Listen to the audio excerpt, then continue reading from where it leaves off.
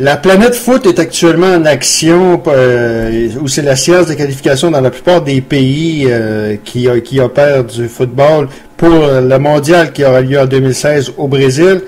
Alors que tout le monde pensait que le Canada avait une chance légitime de se classer pour la première fois depuis 1986 au Mexique, le Canada est allé au Honduras et ça a été la déconfiture. L'une des pires raclées que le Canada a subi contre en soccer international, 8-1 contre le Honduras. Et évidemment, ça laisse beaucoup de questions de questionnements sur l'avenir du programme du soccer au football au Canada. Et on va en parler avec notre collaborateur qui suit de près le soccer du site internet espacesoccer.com, Benoît Lavoie. Salut Benoît. Bonjour Danny. Benoît, il y avait, on écoutait, c'est sûr que je suis pas un grand spécialiste du soccer, mais j'aime ça. Et on avait des espoirs légitimes pour aller au mondial en 2016 au Brésil. Arrive ce match-là au Honduras et ça a été la déconfiture totale. Qu'est-ce qui s'est passé? Ben, qu'est-ce qui s'est passé? C'est sûr que ça s'est joué sur le dernier match hier, mais si on fait une analyse, le Canada, avant de se rendre au Brésil, il fallait qu'il gagne au moins un match hier et après ça, passe au prochain tour, qui aurait été très difficile en passant aussi, ça n'aurait pas été facile, mais là, le match à faire au moins un bon résultat, c'était hier au Honduras. On ne pensait jamais que le Canada allait... Ben, au début du match, en tout cas, quand j'ai écouté la partie, ils ont eu 2 bonnes chances de marquer. Je sais pas ce qui s'est passé par la suite, c'était des confitures totales, comme tu as dit tantôt. Puis en même temps, ce que j'étais très surpris, c'est le fait que Patrice Bernier n'a pas été mis sur le 11 partant au départ. Une grande déception. Moi, j'aime pas mal plus écouter l'équipe de France. En tout cas, je me sens plus proche de l'équipe de France que l'équipe canadienne. C'est un petit peu ridicule tout ça. J'aimerais autant avoir une équipe Québec qui pourrait se qualifier pour la Coupe du Monde que l'équipe canadienne de soccer. Très décevant. Mais, sauf qu'on ne fera pas de politique, Benoît, sauf que je regarde. Moi, je compare beaucoup le Canada et l'Australie. OK? C'est 2 pays semblables, c'est 2 pays qui, bon, tu vas me dire que l'Australie fait partie du Commonwealth, ils ont une culture plus de football que le Canada, sauf que l'Australie, au classement de la FIFA, est 34e. Et l'Australie-Canada, c'est pas mal le même bassin de population. Qu'est-ce qui se passe avec ce programme-là? On en a déjà parlé. Tu me dis, ben écoute, le fait que le Canada n'a pas de programme structuré, ça nuit beaucoup. Il y a le fait qu'il n'y a pas de ligue comparativement aux autres pays. Championnat national, si tu veux. Ouais. Ben, en fait, la plupart des pays dans le monde ont tout leur championnat national. L'Australie en a un aussi. Dans ces championnats-là, bien souvent, les meilleurs joueurs, après ça, sont recrutés ou sont engagés dans d'autres pays en Europe, par des grands clubs. Donc, le Canada, on n'a pas pris ce côté-là. On a pris le côté de la MLS, le côté Amérique du Nord du sport professionnel. Donc, le Canada est là avec Vancouver et Toronto.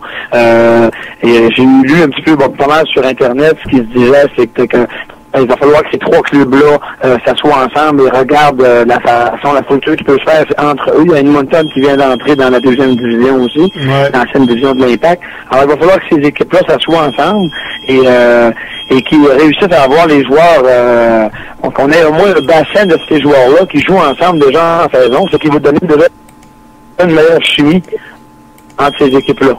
Ben oui, c'est sûr. Je regarde parce que pour les gens, je pense qu'il faut expliquer comment ça marche un petit peu. Tu me corrigeras parce que je suis pas très familier avec ça. C'est la CONCACAF, il y avait 2 équipes qui étaient sûres d'obtenir un laissez-passer pour le mondial. Ouais. Le Mexique est déjà qualifié. Les États-Unis, c'est Oui.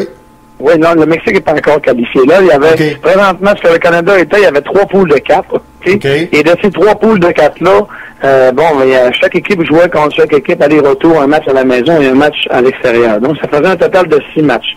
À la fin de ce 6e match-là, qu'hier le Canada a joué son 6e match, 2 équipes de chaque section est pris dans le pool ABC. Et après ça, ils s'en vont jouer dans la dernière phase qui, là, va permettre d'aller à la Coupe du Monde. Donc là, ils vont se retrouver à 6. Donc là, le Honduras et le Panama vont aller jouer, les 2 équipes en avant du Canada.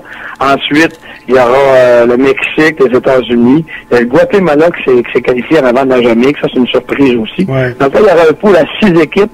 Et de ces 6 équipes-là, là, il y en aura 3 qui se qualifieront, les 3 meilleurs, pour la Coupe du Monde Brésil 2014. Et le quatrième de ce pool-là ira, lui, en match de barrage contre un autre continent, si tu veux. OK. Mais ça aurait été même que la CONCACAF fonctionne. Quand on regarde ça, ça aurait été quand même difficile quand même. On disait qu'on avait des chances légitimes, mais je suis pas sûr que dans le fond, quand on regarde ça, que... Moi, je te dirais, écoute, c'est sûr que Mexique, États-Unis, c'était le même petit peu de côté, donc 1-2, Mexique en premier. Le Canada, c'est la troisième place qui devrait être à tous les phases finales, à toutes les qualifications. Le Canada devrait être troisième, mais on s'aperçoit que le Honduras est en avant. À un moment donné, c'est le Jamaïque, à un moment donné, c'est le Costa Rica. Donc, à chaque coup, Haïti, au classement mondial, fait partie et 60e, le Canada 61e. Oui, là, je te dirais que par rapport à ces classements-là, mais c'est sûr que là, ça se passe dans les qualifications comme ça. Le Canada, avec une déconfiture comme ça, va chuter. Et en match amical, et dans le système de pointage comme ça, il y a plein de facteurs aussi pour le classement, mais c'est sûr que le foot masculin est mis en premier compte, là. OK. C'est sûr qu'au niveau féminin, ben, le Canada est assez près, est très loin, très haut dans le classement mondial, là. Au niveau féminin. Tu parlais de Patrice Bernier, mais Dwayne Rosario, qui était le meilleur joueur de la MLS l'an passé, n'était même pas là non plus. Donc, c'était un peu bizarre de voir ça un peu, ce qui s'est passé. Patrice Bernier fait partie d'un... Ouais. Il y a Patrice Bernier. Il ne faut pas oublier que la dernière rencontre à Toronto, vendredi soir dernier, le Canada a remporté 3-0 contre Cuba. OK? Et puis, le meilleur joueur, là, parce qu'on a 3 Québécois là, sur la scène là, qui peut jouer dans l'équipe nationale. On a Bernier, on a André Hainaut qui joue au Houston en MLS. Et il y a aussi Olivier Océan, qui est le premier Québécois qui joue en Allemagne en Division 1, en Bundesliga. Ça, c'est le premier Québécois qui a réussi à faire un grand championnat européen. Mais lui, il est allé pogner un carton rouge contre Cuba, un carton aucun rapport. Un drôle de carton aussi que l'arbitre lui a donné vendredi. Alors là, il était suspendu pour le match d'hier. Alors, c'est un élément qui manquait aussi, mais écoute, de là à monter ça à 8-0, 8 ans. Mais un gars comme Bernier, comme tu dis, tu sais, c'est un gars qui joue à l'avant des défenseurs avec l'Impact. C'est un gars qui très fort en défensive et qui aussi relance le jeu, fait des belles relances. Alors Bernier, je comprends pas le choix de l'entraîneur Stéphane Hart. Lui, j'espère qu'il va te limoger le plus rapidement possible. J'ai hâte de voir, en tout cas. OK. Tu parles de la France. Comment ça va, la France, en qualification? La France, j'ai écouté le match hier aussi en parallèle. Écoute, j'étais branché à l'Espace Soccer. J'avais sur mon portable, j'avais le match France-Espagne. Et sur la TV, sur Sportsnet, on était capable de pogner la game. Encore là, une autre histoire encore. Comment ça se fait que TVA Sport n'a pas présenté le match à 4h, à 16h? Moi, je trouve ça inconcevable. Au moins nous présenter le match à la télé. TVA Sport, ils n'ont rien à présenter. Au moins, présentez-nous des matchs comme ça. On l'a trouvé quelque part. Et je le trouvais quelque part sur un poste de TV. Et le match Espagne 5, pour répondre à ta question, tout qu'un match. Vraiment, la France a marqué dans les arrêts durs en fin de match, mais à la deuxième demi, ils ont eu des chances incroyables. La France, j'ai trouvé ça de toute beauté par rapport au match de l'été dernier, en quart de finale, si tu te souviens, on s'est parlé en l'Euro, l'Espagne et France avaient été 2-0. On n'avait pas vu la France du tout. Mais là, je peux te dire qu'hier, puis ils ont même eu un but refusé sur un hors-jeu, que le but est bon, selon moi. Selon moi, le but aurait été bon. La France s'est fait refuser un but. Donc, c'est peut-être un résultat pour la France hier. Ben, effectivement. Terminant l'Impact de Montréal, il y en a qui avaient de l'air déçus. Je comprends pas, mais il y en a qui avaient de l'air déçus. J'écoutais les médias à Montréal et qu'ils semblaient être déçus de l'année de l'Impact. Hey, faut pas oublier une chose, l'Impact de Montréal, c'est une équipe d'expansion. Et moi, je trouve qu'ils ont fait une très, très belle année. Pour moi, l'Impact de Montréal, c'est comme je te disais un petit peu tantôt avant l'entrevue, c'est que l'Impact du début de saison, l'Impact qu'on a là depuis 15-20 matchs avec Nesta puis avec Divario, c'est pas le même Impact qu'au début de l'année. On s'entend que c'est pas la même équipe. Moi, présentement, l'Impact, comme ils sont là, c'est une des meilleures équipes de la Ligue. Et même, je te dirais que Patrice Bernier, au début de saison, n'était pas utilisé à temps plein. Il y a eu à un moment donné, Patrice Bernier, on lui a donné du temps de jeu et il s'est ramassé avec un joueur du mois dans la MLS. Donc ça, c'est pas rien. Et tu vois, le joueur du mois dans la MLS, même pas capable d'être sur la 11 partant avec l'équipe canadienne. C'est complètement inconcevable. Je sais pas ce qui se passe dans le vestiaire hier, mais l'Impact, moi, en tout cas, de mon côté, personnellement, ils ont une très belle saison. Il reste 2 parties.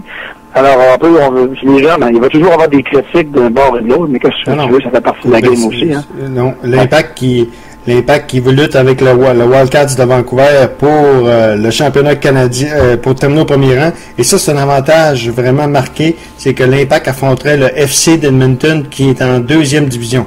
Donc, on parle pas partout du même... on augmente nos chances considérables parce que le FC de Toronto, on oublie ça, ils sont pas là. Non, pour cette année, non. Oh. Mais ça, c'est la saison va se finir dans quelques parties. Pour ce que tu viens de parler du championnat canadien, mais cette année, c'est Vancouver qui l'a remporté.